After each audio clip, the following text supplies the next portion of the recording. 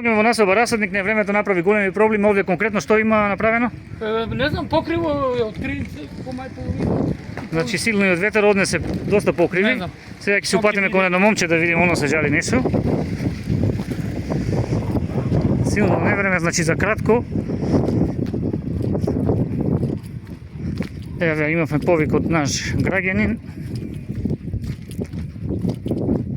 Доста кабли гледате спуштени од бандерите, доста паднати бандери.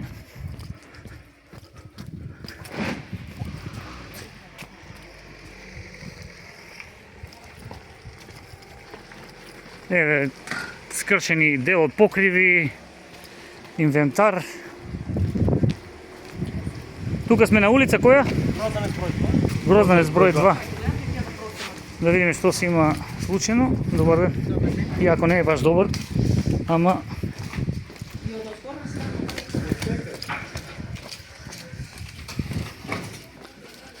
еве мора да се внимава. Значи тука имаме паднат покрив. Кога се случи тоа? Пред колку време?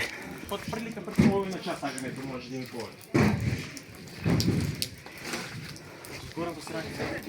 Добре, да видим и тука.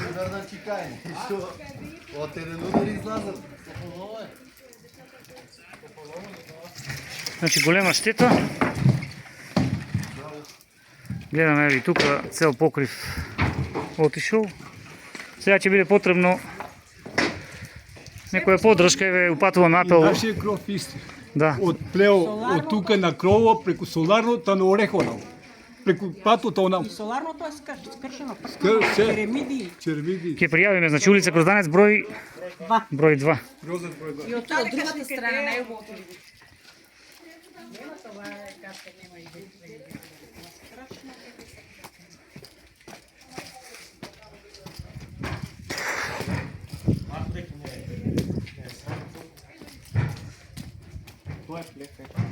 Еве и тука има остаток од Допрат на соларното, кров. соларното од куќето, тој плек од како не дошил. Значи гледката е навистина страшна. Еве го покривот.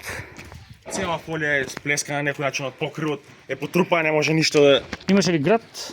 Град не знам дали имаше, ама знам дека беше многу лошо невреме.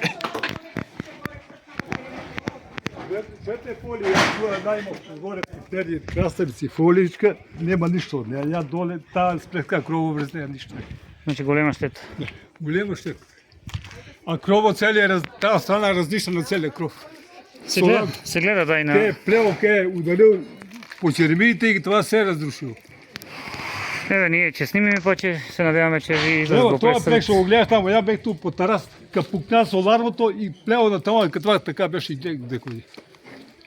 Значи се на брзина се случи. Се, бе, това се може за 10 минути. 10 минути. Да. За 10 минути завршил цела работа. А еден плик кажуваше од тие, чака и мало кај течето. Сигурно дигнал го повисоко, еде на некој не утепалник. Точно има да и во центарот на градот на едно место од зградата. Од такво. Да, Лин Ваков. Тоа тука, това го дигнало горе во тело и го однел. однел. Да. Дека има. През нашата соларно, го плео. Абе, таму. Среќа до сега нема пријава за некој повреден, не дај Боже. Повреден нема, ја бех по тараста тука. Па привикаа децата, дека си. По тараста гледах што се случува, вика бе. Ја гледам гардината градите.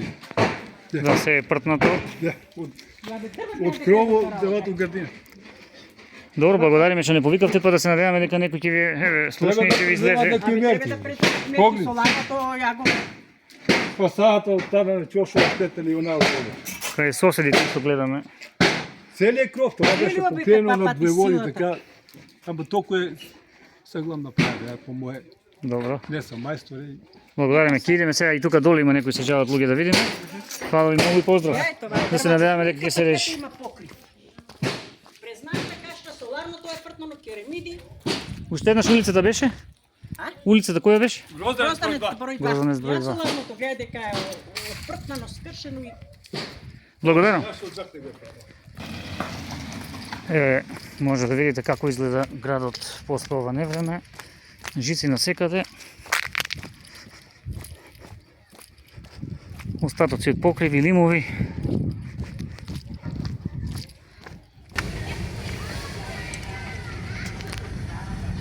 Здраво!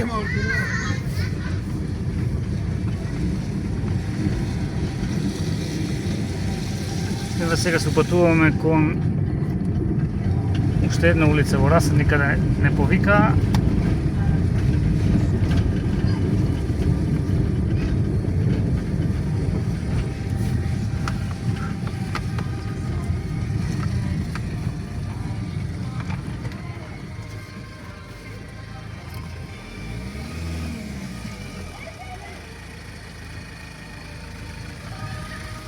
Тука исто има доста собрани луѓе кои вршат увид врз штетите кои им се направени. Еве се собираат остатоци од керамиди, од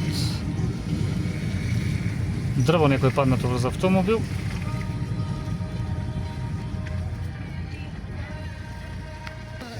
Тука сме и на улица, како се може би да гледаме паднато дрво врз автомобил. Има ли друга штета и кровот? Се случи брзо. За 5 минути. За 5 минути се Еве од они кои ќе прават увид, нека дојдат и на оваа улица да видат. Тука кров на комшијата, настрешница. Брате, имаше дрвена таму по улицата, се е испопала. Таа улица, Да. двор, глед. Горе има и 2-3 однесени покриви, така да во Трфил? да. Еве надлежните кои ќе го гледаат ова, нека дојдат значи на оваа улица да извршат увид и да им помогнат на луѓето. А ние ќе се упатиме и на други места каде не повика ово поплан, да се надеваме дека ќе ви помогнат па да се санира некој дел од штетата. Еве како што можете да видите,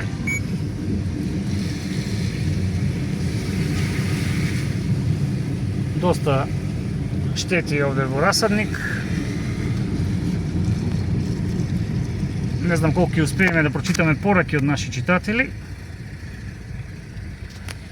А мислам дека ќе можеме, бидејќи снимаме се од друг телефон.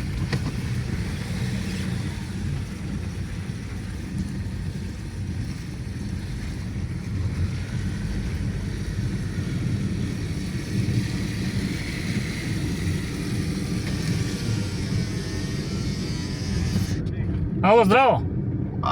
Ало? Директно сме, па да ни кажете дали имате информација за штетите од невремето. Па да, сега сме моментално во градското подрачје. Ти снимаш или само така ми Снимам моментално, дај ве прашувам, бидејќи сега го посетивме населба Расадник, каде дел од граѓаните имаат паднати. Најпогледа насебе моментално на села Стара Расадник и централно градско подрачје. Добро. Значи имаме сериозни оштетувања на крови и доста падани дрва. Имаме сериозна опасност од лимена конструкција, кровна, од централно град на централно градско подрачје, тоа е зградата над извор Коми. Како Таму се препорачува да во моментот да не се бидат крај затоа што постои сериозна опасност од загрозување на безбедноста на граѓаните. како надлежни, на што ќе се фокусирате како надлежни, бидејќи кратко траеше ова невреме, само што заврши, би рекле така. Значи моментално добро е што немаме поплави и целата вода се полека се санира и се фокусираме на критичните точки кои што може да предизвикаат допълнителна опасност по безбедност. Како што ова во централно градско подрачје и на неколку места во Расадник. Имавме информација и за исчезнати дечиња, но тоа за среќа и сте веќе се лозирани и се евакуирани. Јас ви благодарам, еве ќе оставиме да си ја завршите вашата работа и да се надеваме дека по ова невреме ќе се направи некоја обиколка и ќе се утврди каде се има штети, па да им се помогне некој на луѓето. Да, ќе бидеме будни во текот на целата ноќ и се надевам дека сега каде што е можно да се помогне да се тренираме, ќе тренираме и сакаме да апелираме до сите совесни граѓани и до сите волонтери да се вклучат во акцијата за чистување на останатите проблеми на повеќе места во нашата територија. Ви благодарам многу. За сега, значи први што кај командира во територијната противпожарна единица во Делчо, кој што е таму. Јас ви благодарам. Така.